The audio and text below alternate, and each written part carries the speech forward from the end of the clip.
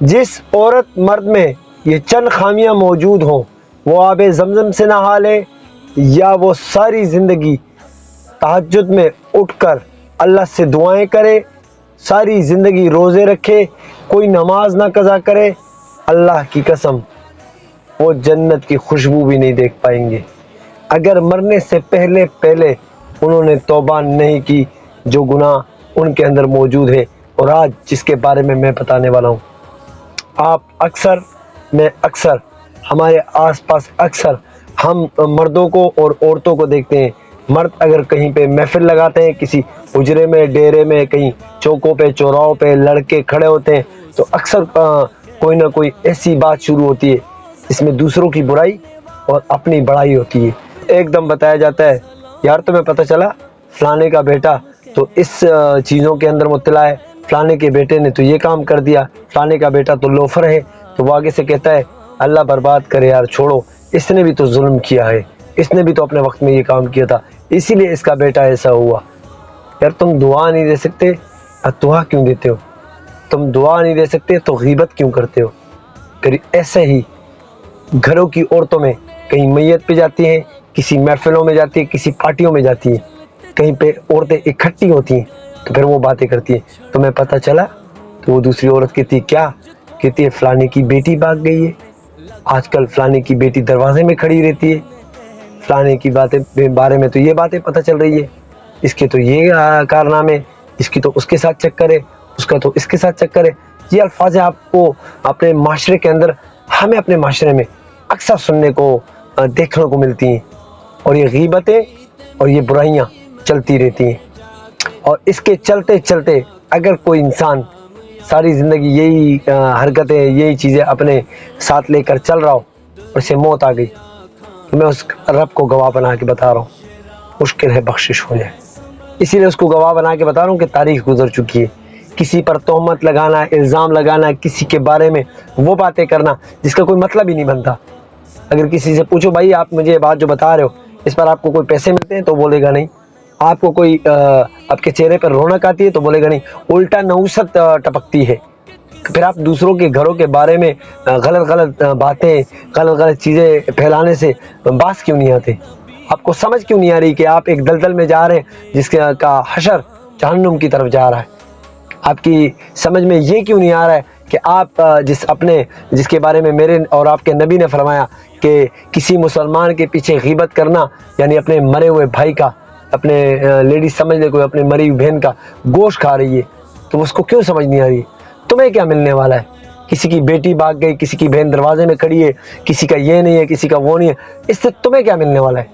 صرف اس سوال کا جواب ہم خود بھی، میں بھی ڈھونڈتا رہتا ہوں۔ الحمدللہ میری فیملی میں، میرے اپنے ذاتی گھر میں الحمدللہ یہ چیزیں نہیں ہوتی، ہم کرتے ہی نہیں ہیں، ہم اس پر بات کرتے ہی نہیں ہیں۔ پڑوسی میرے، جس پڑوس میں الحمدللہ میں رہتا ہوں، میں یہ فخر کے لیے نہیں کہہ رہا ہوں، سکھانے کے لیے کہہ رہا ہوں کہ بھائی آپ کو یہ ماحول بنانا پڑے گا۔ اگر آج آپ غیبت کر رہے ہیں، آپ کے بچے پھر کل کریں گے، چچا، ماموں، تایا، آپ کے جتنے بھی آس پاس کے رشتے ہوں گے پھر وہ آپ سے بدظن ہو جائیں گے، کیونکہ آپ اس گناہ کے اندر مبتلا ہے جس کا حل کچھ نہیں ہے سوائے آپ کے اس غیبت، اس گناہ کو چھوڑنے کے علاوہ۔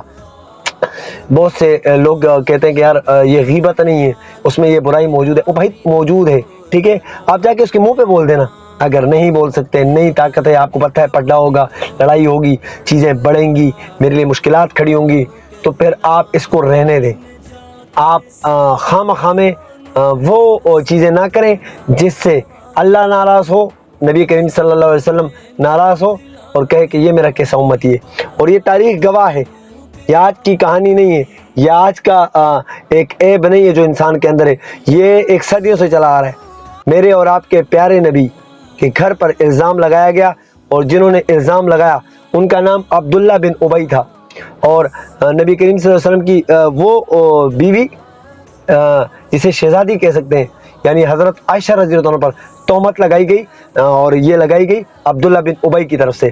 اور ایک اور صحابی تھا جن کا نام صفوان رضی اللہ تعالیٰ تھا، اور کہتے ہیں کہ اللہ کمی پیشی معاف کرے کہ عبداللہ بن ابی نے آگ لگانا شروع کی، دوسروں کے کانوں میں باتیں کرنا شروع کی کہ صفوان کا اور حضرت عائشہ کا چکر چل رہا ہے۔ اللہ تو گواہ بن گیا کچھ مہینوں کے بعد حضرت عائشہ رضی اللہ عنہ کا کہ اس کا نکاح میں نے پڑھایا ہے، میرے نبی اور آپ کے نبی سے کہا کہ پھر عورت غلط کیسے ہو سکتی، یہ تو ہو گیا۔ مگر جب عبداللہ بن ابی دنیا سے گیا، اس کا حشر بڑا ظالم تھا، یہاں تک روایتوں میں آتا ہے کہ نبی کریم صلی اللہ علیہ وسلم ان کے جنازے پہ گئے، اپنا کرتا مبارک ان کو پہنایا اور اپنے منہ کا لعاب ان کے ہونٹوں پہ لگایا، زبان پہ لگایا، تاکہ جہنم کی آگ کم ہو جائے۔ بیٹا آ کر کہنے لگا یا رسول اللہ علیہ وسلم میرا باپ تو ظالم تھا، آپ کے گھر کے پیچھے غلط غلط باتیں کرتا تھا۔ آپ صلی اللہ علیہ وسلم نے فرمایا خیر ہے، کوئی بات نہیں۔ اتنے میں اللہ کی طرف سے جبرائیل امین آئے گے اور انہوں نے کہا یا رسول اللہ علیہ وسلم اللہ کہہ رہے آج آپ 70 مرتبہ بھی جنازہ پڑھیں گے نا، میں اس کا جنازہ قبول نہیں کروں گا۔ تو اللہ کے نبی نے فرمایا اگر 71 مرتبہ پہ بخشش ہوتی ہے تو میں پڑھ لوں گا۔ اگر روایتوں میں آتا ہے پتہ نہیں جہنم کے کس گھڑے میں گرا ہوگا، نہ کرے خدا کا واسطہ، اپنی زندگی کو جہنم نہ بنائے۔ وہاں تو جہنم کرائے جو کرے گا، اور معافی نہیں مانگی، توبہ نہیں کی اس ایپ سے، وہاں تو جہنم کنفرم ہے، اور اپنی اس زندگی کو جہنم نہ بنائے۔